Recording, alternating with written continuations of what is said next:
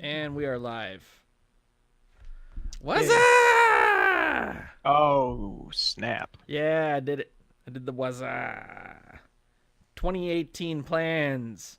What are we doing this year? We went over 2017 the last one. Everyone's bored with 2017. All 18 people who viewed it. Let's talk about 2018 and what we're doing there. And 2018 is going to be a cool year because we did a lot of stuff in 2017 and we're going to build on it. So, what's going on? What are your plans in 2018? I'm gonna sleep. You going to sleep? That's number one. Yeah, yeah. I didn't do a lot of that last year, so All gonna right. catch up with a little sleep, but no more musically related. Yeah.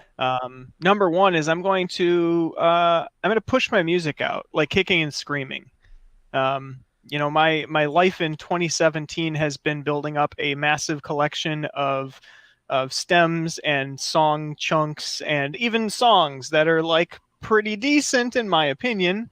But of course, like some kind of an overprotective parent, I'm just like, it's not quite right yet. You don't need to go out into the world. I don't want you to be shamed. We're gonna work on you some more. Yep, But you that's held on that's the to it. wrong approach. Yeah, Yeah. I need to just get it out there, get that feedback loop started, and you know, That's actually a good thing to get it out there. And getting it out there doesn't need to mean that you're putting it on 50 billion social media channels and spamming the entire world. The point is, it's about the construct of creativity and how you interact with creativity. This is something that I've thought a lot about because I believe it's the best way to get good. And that is, it's almost the Platonic philosophy of the good. You're familiar with that. You read your Plato in college, right? You know you're the good, the thing that all things follow. Everything gravitates towards the good. And the good is when you're writing something, you want to zen out. You want it to come from within you. You want to be a conduit. So you got to get good enough with your tools. So that takes practice. And then what happens is you do something good. And then you do something else good. And you do something else even better and you go with that and you just keep following what's good until you've built up something and then you've lost all ability to judge what you've done. That's where you got to get it out there. That's when you it's post it up as a work in progress. You let it's really everyone. just like mixing. So before I got into production, but still very much with DJing, one of my go-tos among my little circle of musical friends is mixing and mastering. That's Mm-hmm. what I did because at my core I wasn't a how do you say it, like raw creative expression. Like that's always been my stumbling block. That's why DJing's been great for me because I can take others' works, I can curate that, and I can assemble it in a creative way, but I'm not having to start from an absolute zero. Yeah. I do the same thing in life, with engineering products and hardware and everything else. Like I take what has been done. I'm not going to develop. I know this of myself. I'm not going to develop a new electrical theory or a new physical theory or law or anything like that. That's not me. But what I can do is take what exists Mm-hmm. and put it together in a novel way, Yeah. or finish some kind of goal. And so that's always been my thing. And yeah, with mixing especially, you can get something from somebody, get all their stems, get their intent and everything, and you spend an hour and a half in that mix, and you're making improvements for probably the first hour of it, and after that, you need to step away.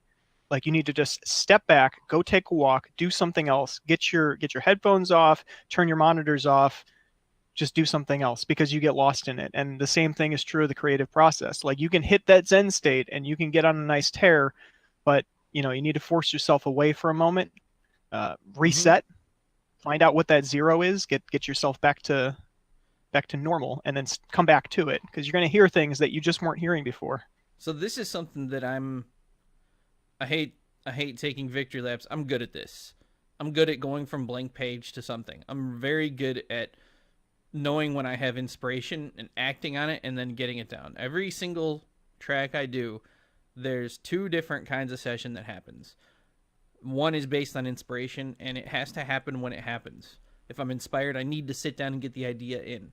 And that's the most important part because otherwise the blank page doesn't fill itself out. The second session is the work. The second session is, all right, I got the musical idea down, the thing that is the heart and soul of this musical expression. The id of it, the DNA is there. Now I need to make it proper. I need to make it shine. I need to write out the entire thing. I need to take that idea and explore it, and that's a bit more utilitarian, so to speak. It's less zen and more workmanlike. But that first one, that's the moment you get. That's about learning to harness inspiration when it hits, and that's for me been a lot of. That's why I always call it a zen thing. It's about quieting the mind down and hearing what's going on, and then letting your fingers do the work, and they will if you but it takes practice like anything else. You got to quiet the mind and allow the expression to come out of you. So that's been a new thing for me. Getting into FL Studio and spending probably the first 4 months of 2017 just in it, like just sitting in it and using all the tools, finding out what every plugin does, finding out what every knob does, finding out how to map every control to every other control, and create these insane chains. It was all utilitarian. Like there was no creative expression. Well, but you got to go through that. Yeah, Otherwise, spending that much time. Yeah, a lot of people quit right there because they get the inspiration, but they don't know how to get it out yet, and they got to learn how to do the things that they hear in their head, and it's frustrating. It's a frustrating thing because you just let that moment go. Yep. That inspiration flies You can't away. do that. I was noticing that left and right, and I needed to know those tools inside and out. And so now, if you were to sit down with me, anybody watching this, if you were to sit down with me on a regular Thursday evening, and I just happen to have some spare time, and I'm watching Netflix or whatever, like what's going to happen is I'm going to be sitting there watching, and maybe halfway through an episode, something's just blunk. Oh, wait a minute. I have like a little melody in my head, or I have a little groove in my head. Yeah. And immediately I'm going to pause that. I'm going to fire up FL Studio. I'm going to, throw in a synth or something really quick. I'm going to jot down on the sequencers a quick little beat, and I'm going to just listen to it for a little bit. The whole process is going to take maybe 3 to 5 minutes, and I'm going to have sketched something down that got whatever was in my head out. I don't care about tone. I don't care about necessarily the instrument or anything. Although sometimes if I can nail the instrument right away, it's like, oh wait, that's a pad. I need that. Yeah. That's fine, and I'll fine tune it later. The big thing was just getting that progression out of my head, getting that concept or that idea expressed well enough that I can come back to it maybe Saturday night or Sunday or whenever next week and go, oh right, I remember what I was thinking then. This is pretty cool. Now I can build on this. By the way, you mentioned Thursday nights, and I just want to say, Thursday nights here on Google or on Chew.tv or on Twitch, Happy Little Beats with Baf, come produce, or occasionally I'll do full-blown live jams, especially once I have my set build up. See you there. Back to it, sorry. That's Thursday nights. now you got to get that video editing. Yeah, I got to get like a thing that flies across the screen. Yeah, there you go. There you go. You got to use the boxes though. Do it through the little creators interface. That way you can actually have a link that somebody clicks on. And that's stuff that is in my 2018 plan to actually get going, because a huge amount of my 2018 plans involves video and YouTube. But we'll get to that. I just wanted to say one more thing on inspiration. I guess like 2 more things really. The first is you got to be ready for when inspiration hits. So let's say you're in the editing or workmanlike mode and a sound inspires you. And this happens all the time if you have Omnisphere. You got to follow it. You got to be ready to follow it. You got to be ready to take it somewhere and be good. The other thing is, if you sit down and try to make something, if you are like, I'm going to make a progressive house track, or tonight I'm making a track just like, Green Velvet, it won't work. That's how people get writer's block. People have writer's block for years because they think they're one type of artist, and they're not that kind of artist. The kind of artist you are, the sounds that are available to you happen when you practice. It's just like someone learning to play violin or guitar. In electronic music, if you want to have a certain style and work within it, you need to practice the standards of that style. And then you can work within that style. But I'm not even sure that's something you want to do, because you want to develop your own sound. Those styles and those sounds and genres are important for marketing and for being able to be part of a larger thing, especially within electronica, so you can work within certain sets. But you want to have an identity. You want to be doing things that are innovative that others aren't doing. And if you're only doing things that other people are doing, you'll never get there. But I just want to emphasize this. If you want to learn how to write progressive house tracks, don't sit down and try to learn how to write progressive house tracks. Practice making a progressive house drum loop. Practice writing a bass line and throw it away, and then do it again and throw it away, and then do it again and then throw it away. Get good with the techniques that you need, and then your inspiration will translate itself into those styles naturally, because that's what you'll know how to do. So those are, I guess, Yep, my 2 100%. points. I've not bothered with any of that. I at least had enough background knowledge from just being in the industry long enough that I knew that that was going to be futile. So I jot down ideas, and whatever they come out as, they come out as. And I think to date, of the 25 or so projects that I have kind of floating around right now, I think maybe two are of the same quote unquote genre, and that's perfectly fine. Yep. I'm just, having fun and getting some ideas jotted down, and some of them are really cool. So hopefully you guys will all hear them soon enough. If people ask me what I do, I usually say I do synth centric techno, but that's not even quite correct. I'm not entirely sure what style I make, because whenever I sit down, it comes out differently. Because I'm deliberately trying to let the style emerge as I write, because I think that's the best way. And maybe that's the best way for artistry. Maybe that's not the smartest way to pursue a career doing this. But if I was trying to do something, I'd seize up, I'd lock up, I'd kill the creative spark. I wouldn't get the inspiration, because I'm really just trying to compare myself to someone else. And whenever you do that, what happens is you write something and you get kind of happy with it. And then when you're done, maybe you put on that other thing that you wanted to sound like, and you're not there, because you're not them. But that's not what you're going to hear. What you're going to hear is you're different and thus less than, because you're trying to aim for the profile of this other kind of artist. It's actually debilitating doing that. And Well, don't do it. yeah, It's just not smart. I mean, if gotta people run your own wanted race. more of that artist, then I would just buy more of that artist. Yeah, you And gotta I do. identify your own. You gotta identify what makes you you. You gotta know your own ingredients, and you gotta know how to cook them. So that's the metaphor on creativity. That's stuff that I really solidified heavily in 2017. In 2018, I am pursuing the stuff that I really set up at the end of 2017, and that's the new workflow. The new workflow is work on a track, stem that track out, and put it onto the live rig. Now I will do a jam off that track, and that jam will integrate into my eventual whole live set for full-blown live reinterpretation. And the jam, the loops, a blog post describing a bit about the track and what I've done, and the track itself all get posted up to the blog. It becomes this entire package, and then eventually it gets released up on Beatport. That's from A to Z what I'm aiming for creatively. And that's the creative stuff. There's some gear goals in 2018 too. And that's actually, there's a lot of gear goals around getting video going a little bit better. That's something that I really started doing at the end of 2018. Although I was just streaming using these C270s, which are 720p, and they're not great. They do fine, but they're not meeting my needs anymore. So I'm going way deeper with cameras this year. I actually hit pretty much a good place from a gear perspective for making music, and now I want to make sure that the broadcast and presentation is stronger. So that's all new area for me. Yeah, you should definitely do that. Right now, I'm actually using kind of my spare camera. I should probably get this one updated just so it can look a little bit better. Which A one are you little on right Logitech, now? C615. Oh, you're not on your 930? No, 930 is pretty much just for the live shows. Oh, okay. So it's actually focused in on your rig over there. Yeah, so one of the things that I do with all my cams, so the Logitech drivers, they're fine. They get the job done. In fact, right now I'm running off of just the Logitech driver. But there's these alternate drivers, UVC drivers, that Mm-hmm. expose a little bit more functionality. But the issue is that, you're dialing in to the nth degree.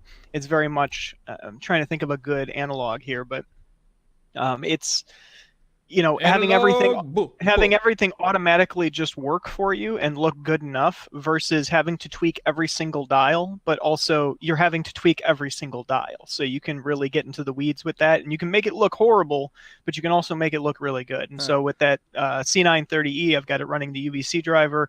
I've got everything, the white balance, the gain on the input signal, everything is perfectly designed so that I can run in extremely low light. I can still have the green screen working with high precision without any artifacting or any kind of smoothing necessary to make it look good. That's one of the things that a lot of people kind of miss with the green screen is you'll just jack up your smoothing, which yes, will clean up your edges and everything, but you'll also, I mean, you can probably, if you were to shift my video down a little bit, No, I see the it here. yeah, I'll there's this little warbling going on in the base of the image. And it's because my lighting is terrible right now, and uh, the setup for green screen in XSplit is kind of awful. I generally use OBS for that. But so with all that stuff set up, you don't want to go through and have to fix it all the time. Plus, not to mention, there's certain things. So I broadcast from my home. And so it's important that, you know, I'm broadcasting this over the internet to any number of people. There's certain things that you want to keep relatively private. You know, I live with another person, like, so you want to make sure that you're only broadcasting those elements that you want broadcasted. You want it to look good and look natural, look like you're, you know, putting on a show rather than just, hey guys, I'm DJing in my bedroom. So I have things set up, you know, little marker tape, you know, like spike tape laid out in specific areas. I have, you know, specific orientations for each of the tripods. Everything that can be broken down can then be placed up in the exact arrangement that it was. Yeah, and pretty even quickly still, too. You can get your angles. yeah, OBS is not exactly a professional broadcasting software. It's wonderful, and it's, you know, the cost is great, free. But you know, it takes a lot of tweaking. So even with all that in place, it's still, you know, a good 25 to 30 minutes before each show to just make sure that everything is perfectly dialed in and make sure that, you know, I'm not getting a washed out looking video or having videos hang, or, and even still sometimes they do because webcams suck. Yep. One of these days, man, one of these days, maybe 2018 will be the day that I go ahead and just grab a capture card and actually start streaming in some real video. Once you grab that capture card, you're breaking a seal. Yeah, that's going to be another rabbit hole. Your computer can probably handle it, but yeah, and for anybody listening, if you don't know, I've said gas in the last stream, and I'll say it in future streams. Gas is one of those terms that's used in probably a lot of different you know, hobby verticals, but in this particular one, audio and now video, it's gear acquisition syndrome. Yep. It's that moment that you break the seal and you go down the rabbit hole and you're like, I'm going to buy a thing which is better than most people would normally buy. And so you do that, but then you realize right away, wait a minute, that was only the tip of the iceberg. That is better than what most people normally buy, but there's way better. This is still like, you know, baby stuff. This is like, the entry level. I can get this mixer and it'll really solve my problem. Yeah, really, this is, you know, very much like reverb also on my effects loop. Yeah, it's like when Baf said, I need a sampler, and he went, oh, look, there's the you know, the Korg Volca sample, but wait, there's the SP404, but wait, there's the Electron Octatrack, and wait, there's the MPC Live. It doesn't stop. And then once you get that fixed, there's that nice little dopamine hit, and if you don't have willpower and a goal, you're just going to go down the rabbit hole and just keep acquiring more gear. And when you're acquiring more gear, that's not necessarily a bad thing, except for maybe your checking account, but where it really gets painful is it can impede on your creative process and your output because you're spending your time learned. You need to you're spending your time researching and gathering gear, acquiring gear, instead of actually using that gear and becoming proficient with it, finding out all those little edges and finding out if you do need to upgrade. I mean, that's a big thing. Is we talked about it last time, going from, you know, turntables to a controller and then outgrowing the controller. I didn't get the DJ 808 to replace the S4 because I wanted to. It was because I needed to. Like there was a reason there. I waited years and years. There's even another layer to it than that. I think that you have to have a plan, right? You have to have a strategy, because if you only grow organically, then you'll grow into like this weird little mutant thing that, and we've all seen people with rigs that are like just, you know, clearly only organic growth. They only thought the next step ahead, and they always had all these weird little hacks in order to keep everything together and working. On the other hand, if you have too much of a plan, then you can get wrapped up in these goals that don't necessarily lend themselves to music making. Instead, you can lend yourself to trying to put together the most awesome ultimate thing. So you have to spike it. You have to cross the streams, so to speak.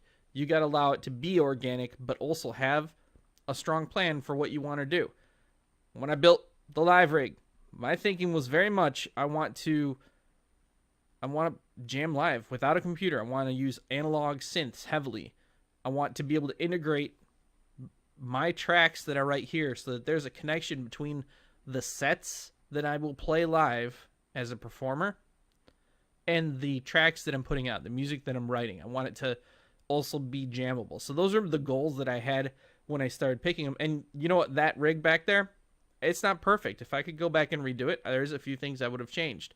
I would probably have not bought 3 mono synths because what I've found is I really only use one at a time. Well, okay, no, that's not true. I can always also put in the TB03, but there's really no reason to have a base station 2 and the sub 37 going at the same time. So if you want to have something lean and mean, I probably would have been better served getting, I mean, obviously, you know, who wouldn't, I would like the Novation Peak, a nice poly. That would have been better than the base station 2. Nothing is replacing the sub 37. And of course, who wouldn't want to say I'm going to upgrade the base station 2 to the Novation Peak? You know, it's like $1,000 more, and it, you know, it's a live wavetable synth. It sounds awesome, and it pretty much, it has the same filters and an analog signal path. So if you want to drop it down into mono, it's going to sound almost the same as the base station 2, except it's going to have some effects on board as well. But quite honestly, that's a strategic misstep, is that I went so deep with monos.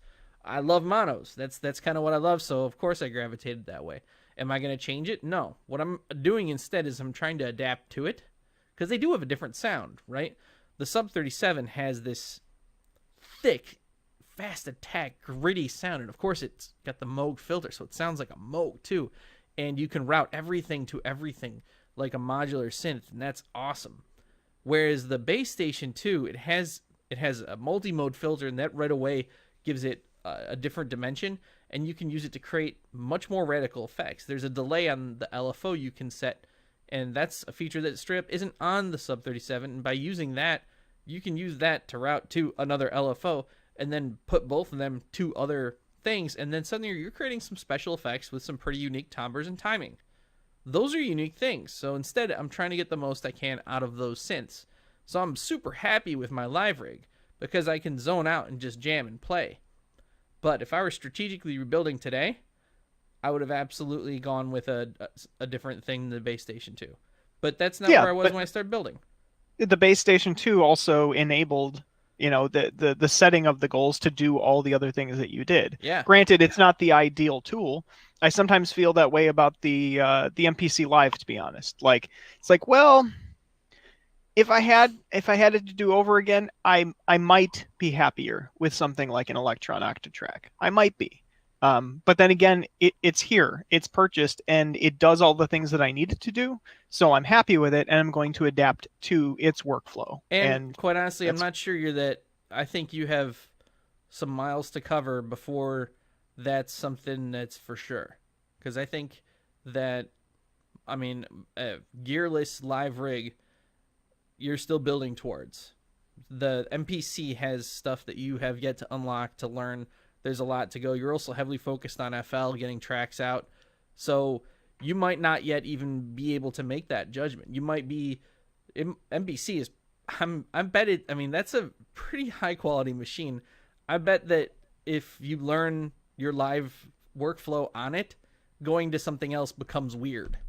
It's kind of like if you start with Ableton and then move to FL Studio, or vice versa. We all become creatures of habit based on the best tools that we have at the time, and we grow along those lines. So I'm not sure that yet I would say that that's something that you should be worried about. The MPC, the thing that gets me about it is that, so what I like about the Electron, I'll just put this out there, is it's, and this might sound strange to you, but it's true, the limitations. Like, it is a weird machine that works in a very specific way, and because of that, you run into, you know, the happy little accidents. The MPC is a precision computer. Yep. It is a computer. Like, there's no getting around it. Yeah, inside there is inside there is an ARM ARM-based multi-core processor. There is, memory, and it's sizable. It's got, the 2 gig of random access memory, and then it's got 16 gig of onboard storage. I have a 240 gig SSD installed into it, Yeah. with my entire sample library and stems and everything else. And I can pull anything up at any time, and I can route anything through anything at any point. Like, it is a computer.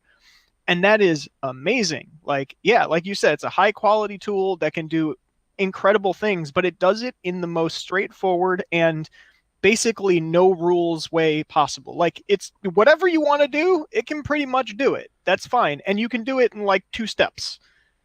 Sure, there's little, bugs and weirdness that aren't quite right yet, and those are getting patched out with software because it's a computer. But at the same Day time, one patch. yeah, it's At not least there's so no much DLC for it, right? yeah, well, technically the expansion packs, I suppose. Yeah, I guess they kind of are, but yeah. At least there's no microtransactions for things like undos. That's like, true. do you need Yeah. you need an undo pack or a loot box for it? Like, You know what? If I could see them locking with effects automation editing and behind giving you loot DLC, boxes that'd that be you fun. buy, you can, for like 50 cents, you can. Yep. Oh yeah, unlock the flanger. Yes. You today was open a it good up. day. Damn, I didn't get my automation editing. Yeah, it's like, oh man, Stupid RNG. my 3rd metronome. I really needed another one of those loot box. Yeah. Metronome skins. I like that. Like tones for your metronome. Horse armor for your dog. Yeah, but that's the thing, is it can do anything, and it can do it in the most logical, straightforward way possible, except, obviously MPC being a little bit of a weird workflow. But, just using it as a sampler, using it as a sequencer, like that part, super straightforward. Whereas the Electron, you're like learning an alien language and then fumbling around trying to make it work, and weird shit happens. And that's really exciting to me. And that's why I still see some Electron gear making it into my kit eventually, and it's because I want that slightly out of control weirdness. I think that's really fun. Yeah, jamming on the Octatrack is a process of discovery, and what always happens is it's always like, aha, I figured out a new way to do this awesome thing even better, and using it I can do this, and it just gets cooler and cooler and cooler the more you go. The problem with that is you set up a bank and then suddenly you do an awesome track, and it's like, here's the main problem with the Octatrack is whenever you figure out one of those new awesome things, setting it up takes time. It's about preparation. You're setting up dominoes and then you're knocking them down, right? And you figure out one of those awesome things. Now, if you want to use it on the other things you've set up, the other banks, the other projects, you got to go back and go through that same exact process over and over and over again. And every single time it's going to come out a little bit different. And then it's like you've done it 5 times, and the 6th time you discover yet another new thing. And then it's like, fuck, I guess I'm going to go redo everything I just redid. And suddenly you've spent 2 hours and you're just going through it. But you know what? Usually when you're doing that, if you keep the music running, you're kind of still jamming, and you're kind of, still there and creating, and you realize that you're just getting sucked further and further into their creative process, which is the point. Samplers and sequencers are not like jamming on a synth where you discover new things by playing with timbre or effects, and you can go on a journey. Instead, they have their own way of doing that, where you discover and get the happy accidents, and Electron is really good at harnessing that kind of thing. You just got to keep it playing. My MPC will provide me no surprises, which is a good thing and a bad thing. It's very kind of like, you get what you paid for. What do you want to do? Well, I would like to have a 4 on the floor, and I want to have, hi-hats coming in like this, and then I would like to have them roll in with expanding velocity at at 30 second notes. It's like, okay, that literally takes like 4 seconds. And I can do it precisely every single time. Yep. Which, there's benefits to that. I don't need to figure it out. I don't need to set up dominoes and knock them down. I just do what I need to do, and it's done. But at the same time, it's like, well, all right. Yeah, the Octatrack has some weird shit. It has scenes where you create different states for everything, different parameter locks, and then you blend between them. You could do 16 of them, or you can just do a quick jump between any of them, or you can set them up so that facilitates sampling. And then you can set that up so that facilitates sampling and then goes back through the master, gets resampled, so it gets rushed through the same effects chain that you had set up already. There's all these ways to internally reroute everything and to perform it. It's a lot of fun. So the Octatrack is pretty much the basis for what I'm doing going forward. I'm wildly happy with what I got going on there. Now that said, I think good. There is one piece of live gear that I'm super on the fence about, and it's one of my items for 2018 that I may buy. And it is the analog heat. I told you my thoughts on it earlier. I'm already back on analog heat. I'm already back on the analog heat bus, but I'm probably going to go back and forth for a while on it. So let's rewind. Let's rewind for a moment. So Baf hits me up today and says, been testing out the new Ableton 10 beta and public beta, and with the, what was it, pedals? Is that the name of it? Drum bus. Pedals and drum bus no longer need analog heat. And I understood exactly what he was. Yeah, I knew exactly what he was saying. He was saying that it provides all of the same, filtering and the same, cutoffs and everything that he could get from an analog heat. But immediately it was like, no, it's not going to do it, because it's not going to be in your live set. You're going to have to set everything up prior, set up those dominoes, and that's not conducive to live. It's great that they have those tools for production, but you can't beat having that extra big ass knob on stage. So here's what's analog heat to me. You put it on drums, if you set it up correctly, those drums, I don't know why we never did this before. Distortion on drums all the time. All the time. You put distortion on a synth, put it on your drums. It sounds better. It doesn't need to be like crunchy distortion. I'm not saying let's go full on gabber. I'm saying just give it that nice saturation so that when it gets louder, it gets a little compression at the top and it creates those even ordered harmonics and sounds sweet. And it cuts through the mix and creates pretty transients, happy little transients everywhere.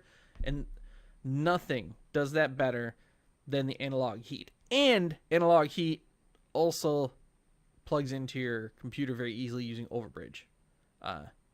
So what that is it's basically a plugin, and it sends audio in and out. So you don't even use your interface. And so it does the processing for you, so it's not a CPU hit. And it's great. There's a wonderful VST plugin that you can use to get it all set up, and using that you can even save things to it, so that then you can reuse different presets that you may come up with in your live set. So it's awesome. And it's also, I don't like resetting up gear, so I would leave it back there and just run a USB cable around the room, and then I could use it all I wanted when I'm doing production, just by interacting with it like a VST, while keeping it still patched and ready to go for a live set on the live rig. So that's pretty awesome. Now, when I started playing with pedal and drum bus, what I was looking for distortion wise to put on drums, that saturation, drum bus does it. It really does it. It sounds good. And pedal, for other distortion applications, also sounds really good. So now it's like, well, that's half of what I was going to use it for. What's the other half? It's still performing in the live rig. I would still patch the Octatrack into it and then take that into the Roland mixer. So that's still a piece that's not there. Now, what I told you was I could just render stuff out with that distortion on it and play loops that have that on there already. But there's other stuff it does. You can set up the knobs to do filters that sound really, really creamy and good. So, but it's still on my hit list, but I'm not as sure as I was probably a month ago that 2018 I was going to buy an analog heat. It's a cool piece of gear though. It's like, yeah, but it's $750 for what is effectively just, a cutoff, some filters and saturation. I know, and distortion. I know. It's hard. Like that's tough, because hard for to that justify. you could pick up a pair of boutiques for that. And still have money left over for cables and lunch. Like, yeah, and you know what? I have on the Roland MX1, the channel already has a filter on it that does high pass and low pass with a nice resonance. So that's also something that I already have. Now, does that filter sound as good as the analog heats? No, it doesn't. It's a digital filter. The analog heats is much creamier, but that's all right. I'm still running 2 analog filters on the sub 37 and on the base station too. So there's no shortage of getting that, but it does kind of erode the use case scenario. Do I need to spend that kind of money? And the chances are that I'm probably not going to, because there's other things that I'm going to be acquiring in 2018. We have to at some point do a little side by side of FL and Ableton. Not so much a like battle, but just a comparison of some of the tools. One of them that, because you brought up pedals, FL's also got a little kit, effects kit called Hardcore, I believe it is. Let me load this up really quick. Yep, Hardcore? Hardcore. Yeah, same thing. It's a bunch of it's actually visualized as a bunch of guitar pedals. It's got, a noise gate, it's got a tube drive, a couple of those, a delay, distortion, etc. Cool. Bring it So up that was on good. bring it up on your green screen. Let's see it. That's gonna be a little tricky. Let me see what I can do. While you're doing that, the other 2018 gear goal, and this is probably going to be earlier rather than later, is I'm going to get one of the Zoom cameras. So right now, running webcams, getting a Zoom camera facilitates a bunch of stuff that I want to be doing. So Zoom makes two cameras, the H2N, or the Q2N, I'm sorry, and the Q4. They also make a Q8. And the difference is the resolution on them and the different routability with the microphone. So I'm not sure exactly which one I'm getting, but I'm going to be getting one of them. They have a 160-degree lens. And here's what's important about that. It not only will be in a higher resolution, but there it is. But There you also go. the wider angle lens, and the way it does zoom is it does zoom by actually changing the lens. Whereas right now in my C270s, what they do when you want to zoom, they don't actually zoom. They just take the actual digital picture and expand it, and then the resolution is effectively lowered relative to the screen space that you're using. Now that's something you can do actually with even the Logitech driver, but with a little bit more precision with the UVC driver, is that you can set the focus and lock it. Autofocus is the death of any kind of compositing Yep. when you're trying to do a stream, and you just, you're not moving that much. Like your gear is normally stationary. You're not trying to track, like somebody playing baseball on your stream. You're just tracking a fixed position. So Mm-hmm. of course you just want to set it and forget it. So The other thing about them is while they can be used to stream, they're portable. And they have great mics on them, but they also have an auxiliary audio in. And in 2018, another 2018 goal, I'm doing the tiny rig. Tiny rig! tiny rig. Yep, my tiny rig is going to be my Novation circuit, my Korg Volca kick, and the Roland TB03. That's the entire rig. And I'm going to go places. I'm going to put it in a backpack, and I'm going to go to the Volo Bog, or I'm going to go hiking in Wisconsin. I'm going to set it up, put the Zoom camera there, and do a quick jam. Tiny rig. Oh, distortion pedals. I think you took it off screen. Yeah. Did you want to go over that? Not really. I think it's something we can talk about later. Oh, okay. When we In do a the future Ableton show. But versus yeah, FL because it's show. that a couple of things. You've heard me bring up my excitement a couple of times about the layered MIDI tracks. Yeah. And that's why I didn't bring it up during your stream the other day, other than saying, "Yay, layered MIDI tracks," Because because you're I like, didn't want to FL's sound like had that for right. I didn't want to sound forever. like that guy, like, "Oh shit, FL's had that since way back in the day," but they have, and I didn't know that Ableton didn't, and that's a huge thing. And I think that I know that NI Machine has it as well, and I don't know how I'd get along without it. Like, I mean, granted, I should just be able to do things, by just knowing the notes and all that. But in the creative process, it's nice to be able to see, like, oh, Sure, okay, I you laid should down also my be able to melody beat like match this. without grid. Right. And it's just nice to see that little visual indicator of like, Mm-hmm. oh, okay, I had this was, an ACE. I can go ahead and drop my bass line here on the A, and just, it's easy. It's a nice little visual reference, especially if you're playing in the piano roll and trying to find just that exact tone that you want, and you're not, just plugged into a keyboard or whatever it is. It's nice. Well, and it's even it's even more important for drums. With drums, you don't necessarily, if you want to break them into different tracks, they're going to be on different channels, and then you can't see everything that's happening. If you want to program in some intricate things that you couldn't perform, there's a lot of things that go into electronic music that you can't perform by hand. There's speeds that you need to hit, hi-hat rolls, or really quick fills, things like that. And if you can't do that, then it just doesn't happen. And you can in Ableton Live 9 do that, but you have to constantly go between the two. or do them all in one thing, and you might not be using the same source, the same instrument, the same patches or effects on it. So you have to. This is huge for that, because this allows you to select all of them, see where all of them are at, and toggle between each one as you edit it. Yeah, in fact, let me go ahead and capture my channel rack, and then that way we can illustrate exactly what you're saying. Here we go. Just snap that right there.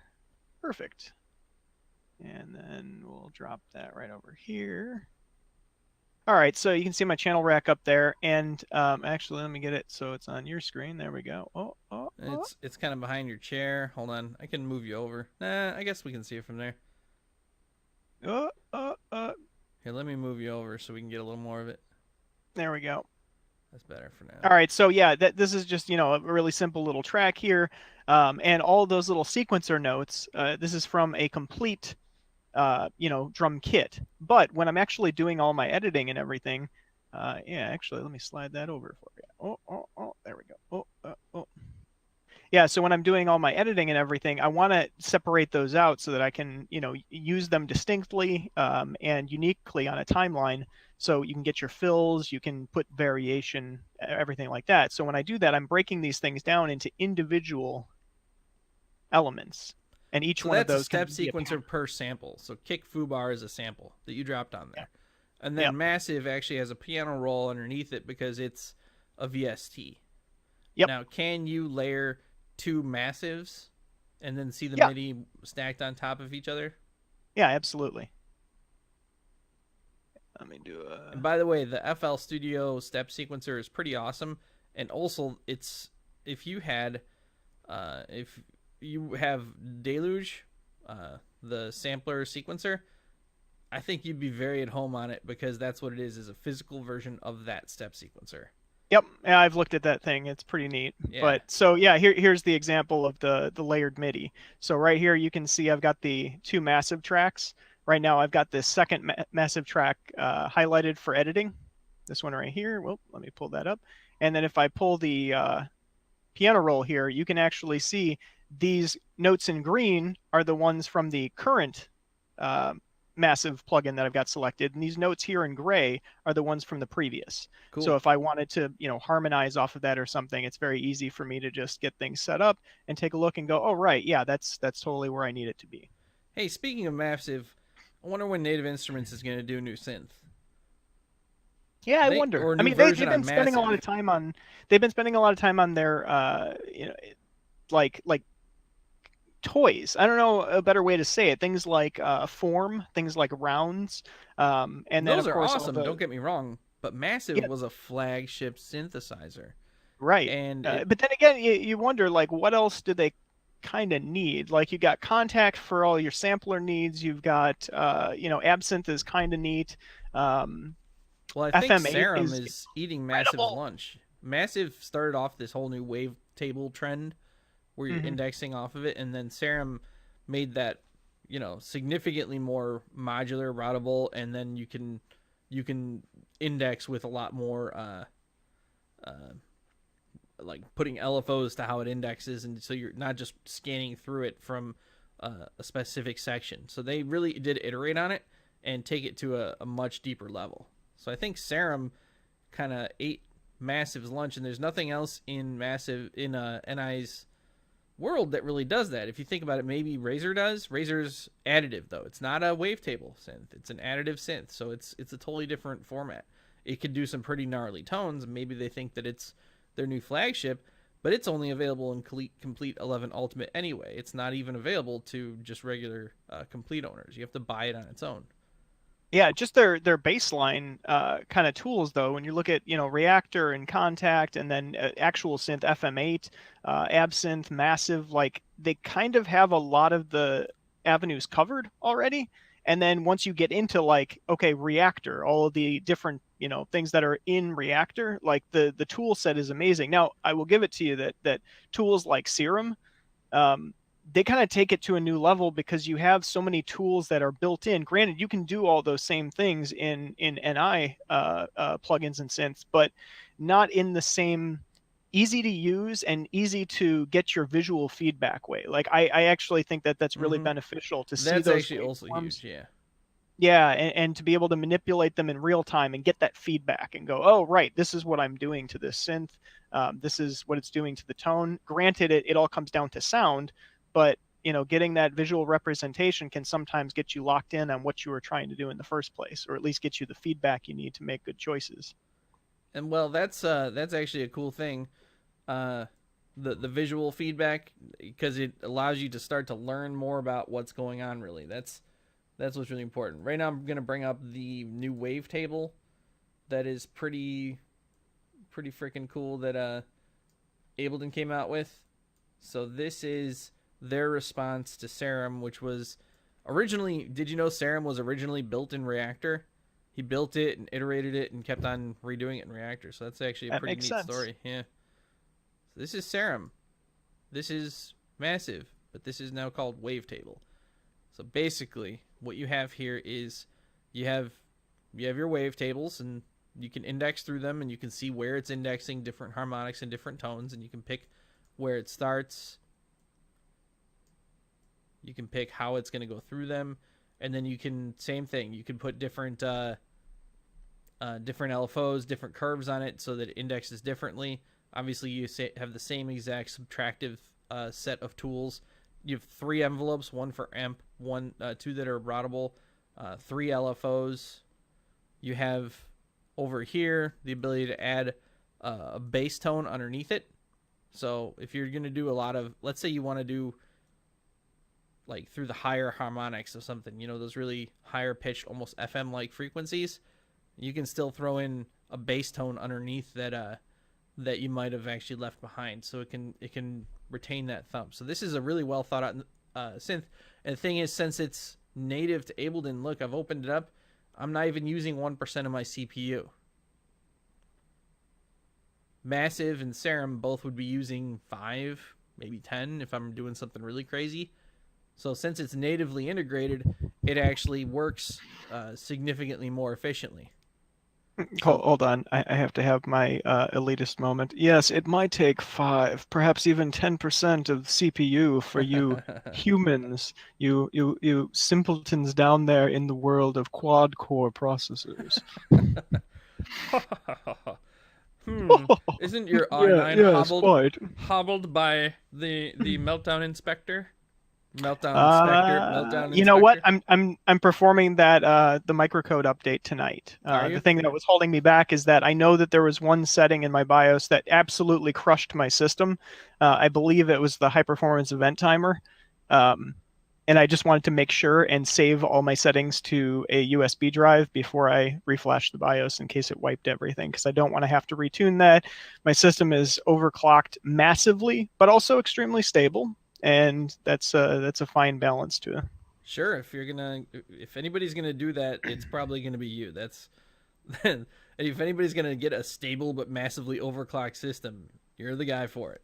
Now that And if said, anybody's if br- anybody's a computer nerd out there, running 4.8, yeah, about 4.8 gigahertz across all cores on an i9 7900X. So not like crazy world record or anything, but it's up there. It moves. yeah, it's more than you It's need for 24/7. nearly any local practical application. I mean, you could probably render video that takes me an hour and 5 minutes. That would be a very long video. Speaking of, by the way, next time you're recording the show, that way Sure thing. you can do the render. But okay, so did the meltdown inspector hit your processor? Did you notice any of the effects? The meltdown inspector. I just like calling it meltdown inspector. It didn't yet that I know of. I didn't do any kind of like qualitative testing yet. But I've only gotten the software patch. I didn't do the actual microcode update yet. So that's what I'm going to do tonight after my show. Is there anything I should be See. doing? I have an i5. Yeah, keep an eye out for BIOS updates from your vendor.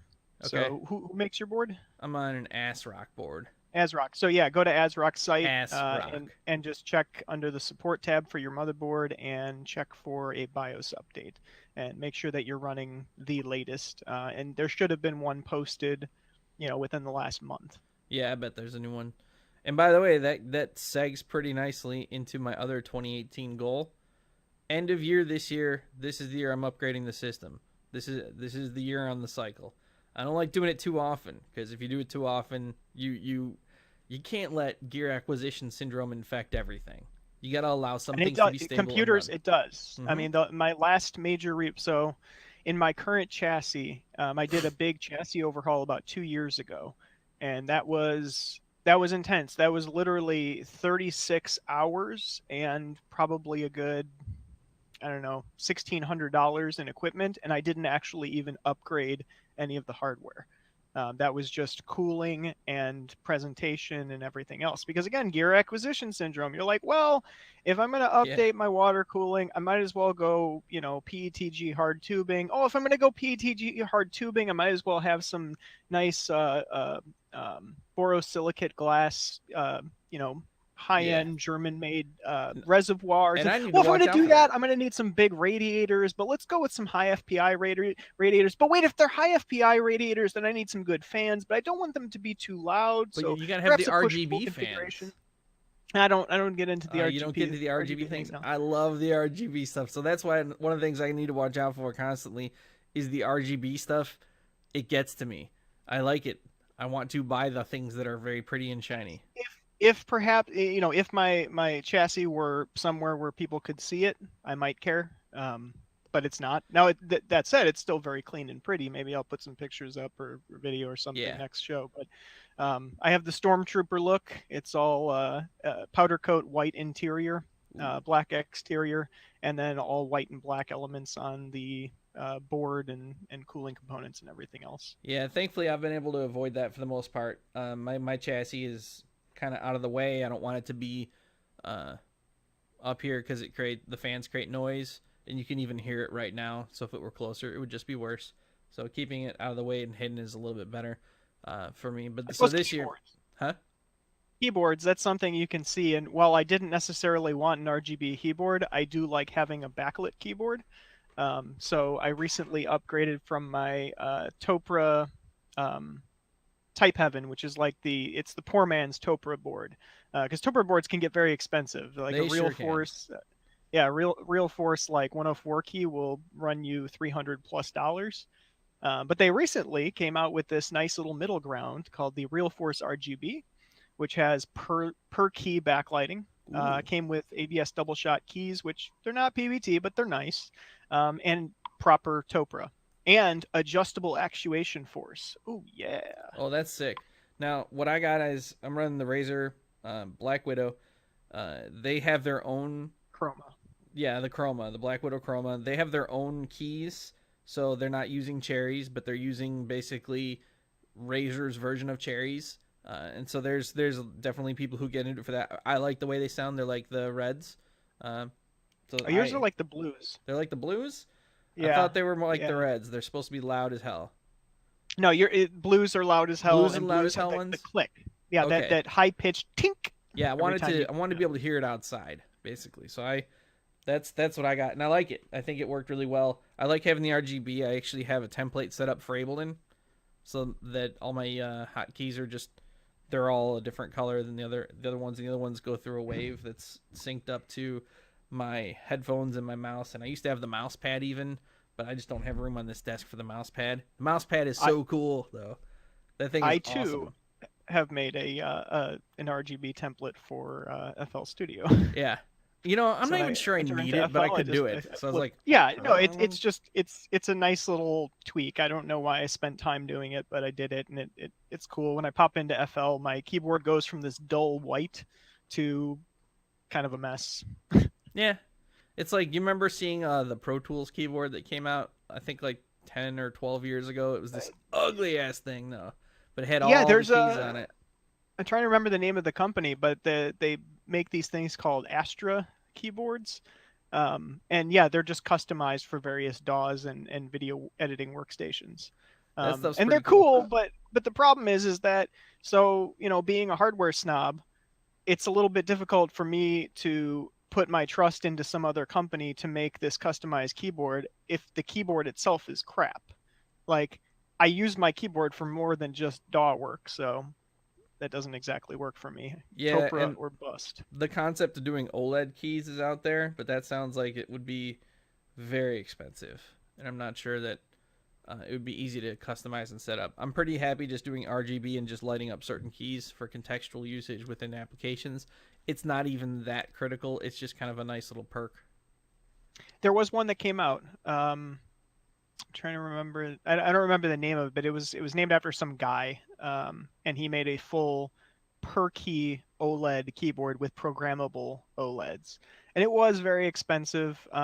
But again, it comes down to you're sacrificing the typing feel and the key switch action and everything else. Like, what did they choose? Yep. And that's where it's a big deal. Like with your Razer, you could have bought those with the equivalent of a blue, which you did. You could have bought them with the equivalent of a cherry red, which you did not, because you preferred one over the other. And with one of those super custom keyboards, it's like, well, what did the manufacturer of that board choose, and does that meet your needs? Yeah, and also putting an OLED in there, that's putting a lot of stuff inside the key. It's a key that has a laser cut on it so the LED on the inside can shine through. That's it. So the key has the ability to weight itself, whereas an OLED is going to have a lot of gear within each key. Is there even room to put a cool actuator? I'm not sure that there is. I think they probably had to make a choice based on the weight of the key and just to get to some level of acceptable performability. So here's an interesting thing. I think I want to say it's the Wooting. Yeah, The the Wooting. Wooting keyboard. So interesting idea. I don't know that it actually worked out too well for them, but I haven't actually typed on one, so I wouldn't know that either. But they changed the game a little bit, and it's relevant to audio, and to kind of what we do as well. So instead of using an actuator like a mechanical or a membrane or anything else where you push down and it makes contact and then that's your key press, instead they have a laser inside each key that detects the distance to bottomed out Hmm. in an analog fashion. Neat. That Yeah, sounds to so you me could like an optical compressor almost. yeah, so you could basically take it and define the velocity of a key or assign it to whatever you want while you're in your DAW, and you could actually get a lot more expressive using Hmm. that keyboard. You can probably just play on it. That's kind of neat. Yep. But that said, I'm actually good on controllers, at least for now. Yeah. Right now, I'm using. Well, I it's a get keyboard. Keep in yeah, mind, yeah. like a regular ass keyboard. Like Well, they by being able advertise to it for do that things like expression driving to it, games. that to me says you can map it to velocity, which means that it now has an application to be performable. So, or you can map it to other things, or you could keep it down and that equals aftertouch, that kind of thing. Or maybe it actuates at a certain level and the velocity is mapped, and then if you go a little further, you get aftertouch. Those are some things that are pretty important. I could see that if you worked on a laptop a lot, that would be pretty useful. I still think if you're coming into a studio, you probably want to have some kind of optimized controller in order to work with. I have two. I have a launch key, which is currently sitting over there. It's not even set up. I'm using Circuit for most things right now. And even though I'm going Ableton 10, I'm resisting the gas to buy a push. So wait, the launch key is all binary though, right? What do you mean? Like there's no pressure sensitivity on the pads, is there? On the launch key, yeah, there's no pressure sensitivity. There's no velocity on the pads because the pads there are not designed for playing drums. They're designed for launching clips using the Yep. push API. So what it is you go into clip launcher. So it's basically for using Ableton Live in a live setting. So the pads on there I don't touch. However, having that API is really nice. When I have it set up, I really do enjoy it because the transport just automatically works, and the all the sliders on it, the master maps to the master, and then your first 8 get the sliders, and it's really easy to trigger them over. So really quickly you could be doing mixes with the sliders, and that's really great. And that's why I do set it up pretty frequently and use it. I'm not great at piano, and I'm starting to gravitate more towards Circuit anyway, even though that offers all those advantages. And the reason why is because you can set up scales on Circuit and keys. And so my natural instrument is bass. Playing bass and singing are my two home bases. So I have the musicality, but I'm not articulate enough on keyboard to get it out. Using this, I am. I'm able to actually set it down into keys and start to do work and in a much quicker fashion. Now that's why I might one day get a push, because push gets me all that stuff back. It gets all the extra integrations. It gets me the screens that can grab all the Ableton plugins. It's really sweet. I guess the reason why I'm holding off on the push is because I am pretty happy with Circuit as the controller. And then I think they're doing a push 3 next year. Well, and Circuit keeps you in the DAW-less realm without any extra anything, which is nice. You can still load it up with some additional sounds, right? Yeah, so Circuit is awesome. I love my Circuit. So it's the Nintendo Switch of gear. So speaking of Circuit, really quick, have you noticed that it's pretty much disappeared off the face of the planet? Did they stop making it, or Circuit? are they just... Yeah, you can get they heavily discounted the analog drum machine version of it. Normally it was like $500. Now you can pick that up for, I think, 350, 400. Which I'm not sure I follow. The Circuit? There's no analog drum machine of Circuit. There is, yeah. There's the analog synth version of the Circuit. The Circuit mono with station. Yeah. You're talking about Circuit So mono station? that's the only one that you can really find brand new now in, widely available. The Really? regular Circuit seems to have just disappeared off the market, which is a shame because I kind of want one. I mean, I could always go to Reverb or something, but I had not noticed that about regular odd. Circuit. So they announced I the thought mono that station last year. Mono station. Whoops. Yeah, I thought that it was, a fairly popular little synth. It's extremely popular. It's a huge seller. I'm surprised that it's if you go to Guitar Center, you're not seeing like Circuit kiosks anymore. No, and go online and just search for Circuit at major retailers, and it's kind of getting harder to find, which is weird. Interesting. Now they may have a new one coming. NAMM is literally next week. Yep. Is it next week? Hold on. It goes through. It's not next week. I've been waiting for that too, because everybody's postulating that NAMM it will be when Serato DJ Pro will be released, which is what they're calling with 2.0 beat matching. We'll see. I don't even know what it is. I mean, if you're a real DJ, you don't even need that. I don't really even care that much anymore. Like, I would like it if they came out with something that was a little more refined and worked better, so that I could remain on the 808. But honestly, right now, I'm more interested in what NI comes out with. And as long as we're talking about 2018, like, one of the things that's on my docket for this year is to build at least one MIDI controller. And I've looked into it. It's not going to be a difficult thing to do at all. So. All right, we're getting into some neat stuff right there. The building of a MIDI controller idea, that might be worth its own show. I mean, yeah, definitely. That's actually kind of really interesting. We should sketch out some things and do a full show on it and just iterate some ideas live, because I think there's that a lot of really detail there. Yeah, everything. Even looked into encoder wheels and like jog wheels, and that's even a pretty easy thing to do. Knobs, man. Just big. I thought about that too, knobs. but I don't know. I kind of like BFKs. I'm definitely gonna do big fucking knobs, but you need I need a jog wheel of some sort. The utility of a jog wheel is quite useful as long as the jog wheel is weighted correctly and can spin quick enough. Jog wheels kind of fell off the face of the earth. They were a popular feature on controllers going all the way back to Houston, the Cubase Houston, and you don't see them anymore. You never see them now. You do. I mean, they just call them platters, but it's you see them on and off. I guess you see them in the DJ world. Look at NI's direction, right? So they, with the S8 and the S5, they're just like, we don't need these anymore. I'm not sure how that worked out for them. I think it worked out badly. Yeah. I think we might see this year a new controller from NI. I believe that. I pray we do. Because I didn't see a lot of people with S8s.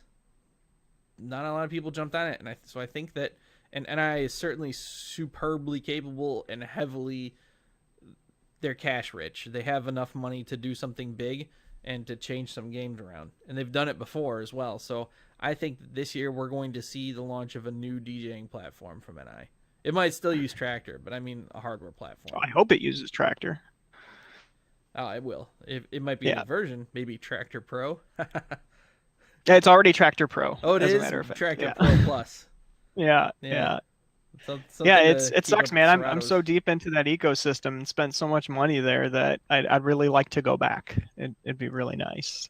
Plus, from the production side, I mean, we had that show a couple months ago where I came over and we used Tractor as a step sequencer, Yeah, it worked great. which yeah, it worked great. Yep. Like it wasn't like a full on like awesome step sequencer with a bazillion options, but you know what? You want to put, tracks down on 16 notes, you can do that, and then you can like change up per track so that you can get some nice polyrhythms going, and Yeah. like it was super cool. And that's just an extra thing that you can do with Tractor, that it's already built into the software. And like, whatever, if you want to use it for that, or use it for mixing tracks, or use it for scratching, or Yep. use it for layering or techno or whatever, it's great. The one thing that I would like to see them do this year, which would really sell me hard, is if they could get some kind of machine integration, like good machine integration with Ooh, Tractor. if they got that, That'd be hot. I know a certain person who would immediately Yeah. sell everything and buy it. I should actually Yep. tell him that might be coming, because right now he's thinking That's about selling everything that he has NI, and he has 46 expansions and two machines, because he's really pleased with Ableton 10 and Push, and and that makes sense for now. But if what his real goal is to integrate his entire system, and I would hate to see him make a big move and then make another big move because of another announcement. So just because we're speculating, it's like an maybe urban legend though. Like Yeah. I don't see it Is it? happening, because it's like, oh, one day we will see the fusion of no. All I they need think to that do it's is, one of those. well, don't they both run off of can't you use Ableton Link on both of them? Yeah, Okay, so if you can use Ableton Link on both of them, then you just need a the machine strong enough to run them both, right? transport's not the problem. Like you can get Tractor and machine to work together just fine. That's not a big deal. Like over MIDI, and just just MIDI messaging even locally on the machine, it works perfectly fine. There's no problem with that. What you lack is actual integration. So like being able to uh, say use machine as an insert, or an effects bus or And something then out of control it from your Tractor. S whatever.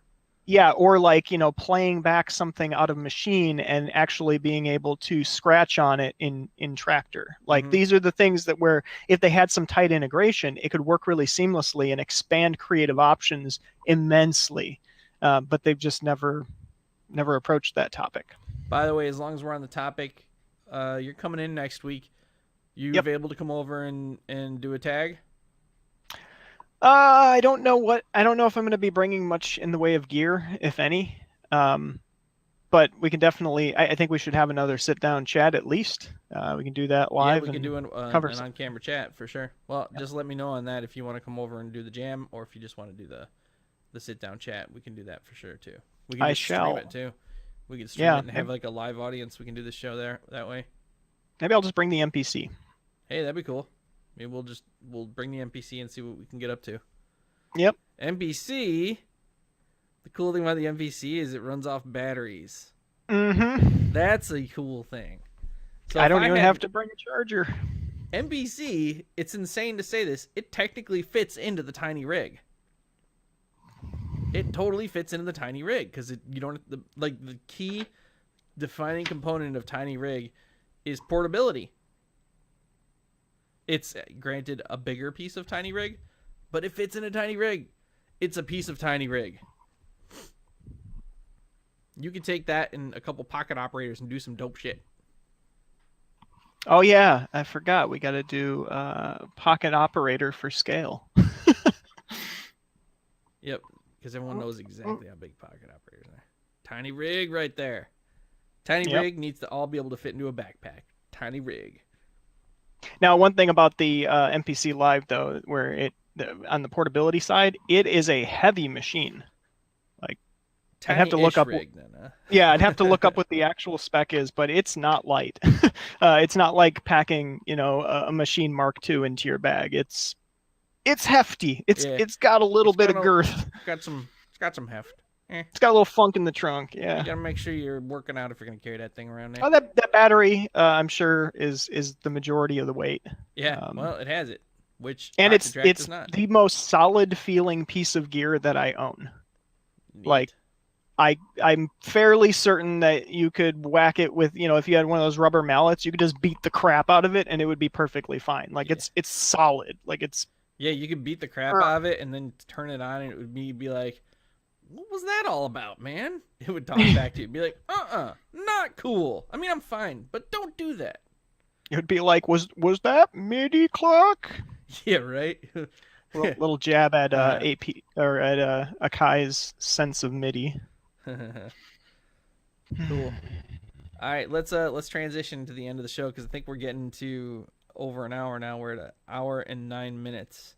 So let's Cool. Yeah. talk. Plus, I got to get ready for my show anyway. Yeah, you got your show coming up in a little bit. During your show, I'm gonna get this video all prepped.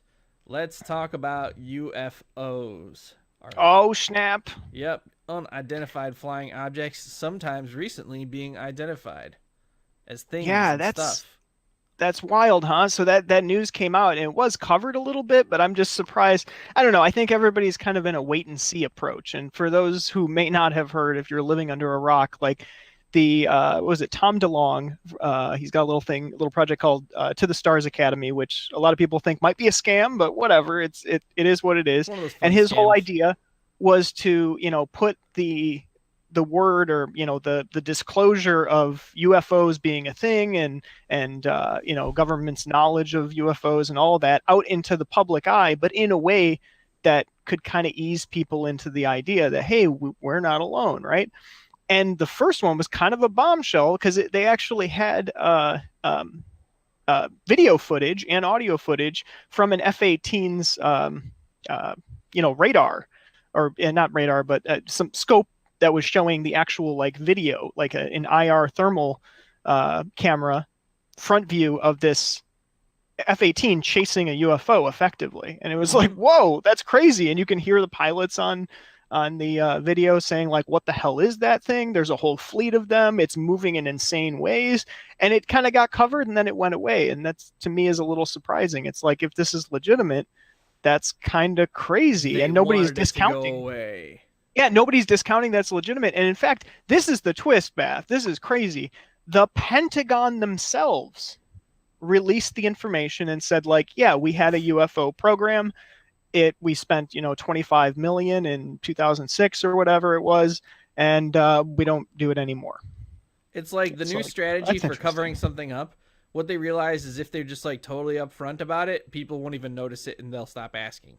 It's when they Yeah, hide apparently. shit that everyone gets all freaked out. When they hide Yeah, stuff, apparently. everyone's like, "What are you hiding?" But if they just say, "Yeah, we got a UFO program and we shut the doors on it," but yeah, we spent a bunch of millions of dollars of taxpayer money on that. By the way, this is page 4 news because 2018 is insane.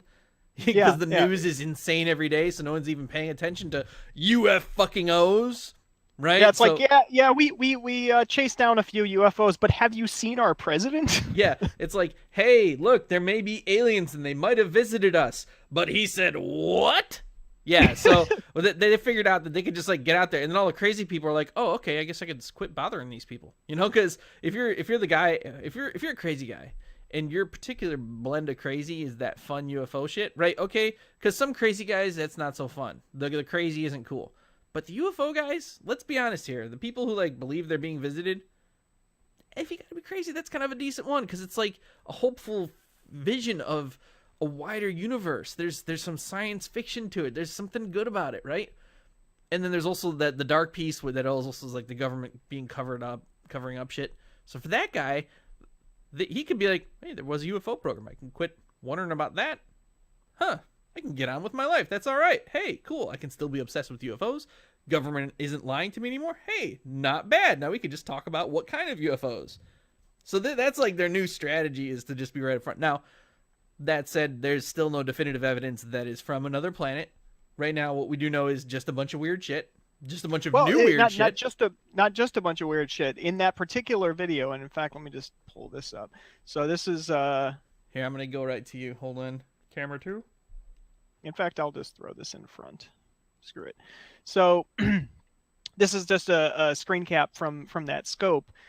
The pilots that were chasing this thing were describing kind of a tic-tac shaped craft with no visible means of propulsion. It was symmetrical on both sides, just a rounded edge. So there were no control surfaces. There was no visible form of propulsion. There was no wake or like jet output or anything. No rocket output. No smoke. And it would just hover. and then shift around and move in ways that we can't, frankly. And then when the encounter was coming to a close, it just shot off into the distance at speeds that would, turn any one of us into jello. That's compelling. Like, that's super interesting. Tell me more. We need to know more about this. Right. So if nothing else, like, guy. don't worry about the alien part of it. Like, just the physics part of it. Like, how did that work? Yeah. Like, I'm not saying that it was little green men. I'm just saying, like, what? Yeah, something strange is afoot at the Circle K. Okay. Yeah. This is neat. This is interesting. There's something that we need to know more about going on here. And the alien part is actually, in some ways, almost distracting because it's definitely a UFO. There's nothing about it that indicates that it is or isn't anything else.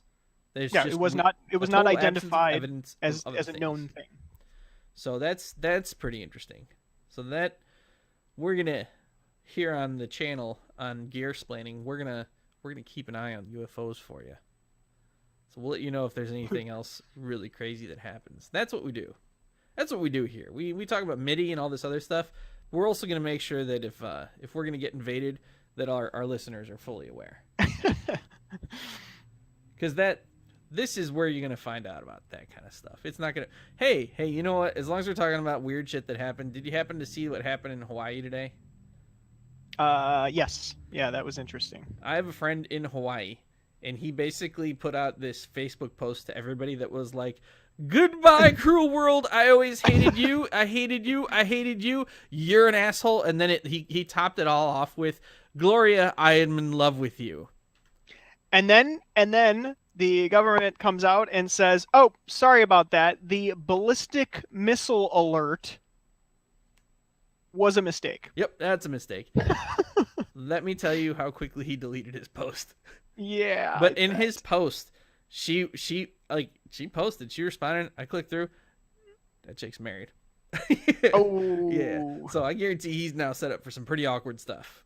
Yeah, he's not going to be invited to dinner. No, that's probably a new relationship that he's going to have with that couple. It's going to be pretty awkward for a while, and I don't know. I don't see that one recovering. To be fair, he thought he was going to be blowed up. So, yeah, it's the end of the world. You might as well get that stuff out. I totally commend him on that one. I hope that we all live our life like that every day. Live your life like it's the end of the world. That way you don't have any regrets. Unfortunately, if it's not the end of the world, and you're living your life that way, you might do some stupid shit that you're going to regret. You might do some amazing shit, too. You also might do some amazing shit. So that's why I don't know. There's some silver lining to erroneous bomb updates being sent to everyone's phone about the end of existence. There's definitely some things that could happen that are pretty cool. I guarantee his story isn't the only hysterical story that came out of Hawaii today. Although, I mean, obviously this is a bad thing. I still thought that was a pretty funny moment that happened. What a great way to get people to, Carpe Diem. Yeah. Tell them all they're all about to die. Let that marinate for about an hour, and then be like, "Lol, JK, just kidding." It's like a crazy social experiment. This could be used to shock people out of complacency in their life. It could be like, ballistic missiles are coming in 12 hours, and then you're dead, and you have nowhere to go because it's coming for you. You gotta. I don't think you'd want to say 12 hours though, because that might inspire activities like looting and pillaging and rape and other terrible things. Give them like an hour. Kind of that way, there's you're. Just make your peace, basically. Yeah. Get it out. I think that's an interesting thing. I think we should do that more often. I think we just stumbled onto something. I think we all need to fear the apocalypse on a daily basis more frequently. You never know what's going to come, how your life is going to end up. True. How are we going to tag that? We got to tag that on the show so that if anybody's interesting on, like, what do you tag that with? Carpe Diem. Carpe Diem. Carpe motherfucking Diem. Yep. All right. I think that'll be it. We're at hour 20. I kept track. So Google turned. I'm going to do that one more time. There we go. Google turned my mic down exactly 43 times during this conversation. It just did it 44. I just heard it. Yeah, just did it 44. It's the most annoying thing ever. Google did it 45. If you're listening, Please stop messing with our volume or give us an option to turn off the auto voice leveling. It's annoying, especially for people who have decent mics. We have it dialed in where we like it. If we want to add emphasis, or if we Emphasis. want to speak quietly, that should be something that we can just do without you jerking around with the volume. Thank Well, you. for the next show, you get to do the local record, so it'll be me who has the volume jerked around. So, all right, I think with that we're gonna head off. Thanks Yep, everyone. install Skype. Install. I should install Skype. Yep. Okay, I'll get Skype on here, so Skype doesn't have that issue. No. All right, I'll get Skype on here. Fucking Skype. That's a Microsoft Yeah. product. It is. It is. But it does work pretty well. Aside from the fact that I'm running Windows, I try to keep Microsoft away from my computer. But oh well. I guess I'll give in next week. All right, I'll see you in like 2 hours for your show, and I'll see you next week when you come to town. Thanks, everybody. Later.